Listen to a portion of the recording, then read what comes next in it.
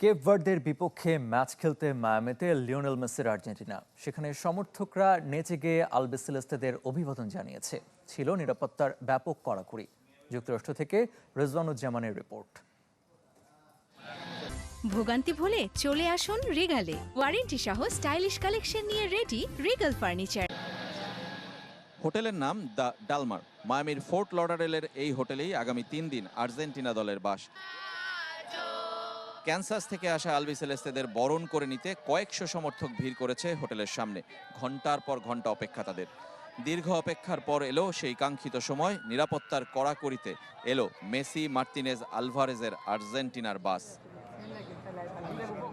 বৃদ্ধ থেকে তরুণ, নারী, পুরুষ, শিশু সবাই ছিল সেই তালিকায়। দূর থেকে দেখে মন ভরেছে, কাছ থেকে দেখা আর অটোগ্রাফ নেওয়ার ইচ্ছা থাকলেও তা পূরণ হয়নি। তবে ঠিকই নেচে গিয়ে উদযাপন করেছেন সমর্থকরা সববারের মতো। Yeah, I know it's difficult, but I will try. And I will see the match on Friday. So maybe on Friday I will be lucky. I think Argentina could win this 2-1 or 3-1. It'll be a hard game, but they'll win. They'll win. I'll make sure they win. It's 2-2. Messi scores 119th minute. I'm telling you, Argentina's exploding. I'm in Argentina when that's happening. I'm going crazy.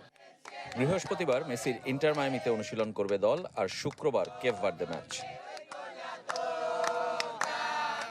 বিশ্বকাপের সবচেয়ে আলোচিত দল Argentina. তাই তো Argentina দল যেখানেই যায় সেখানেই কিন্তু সমর্থক আর নিরাপত্তা দুটোরই কড়াকড়ি এবং বাড়াবাড়ি।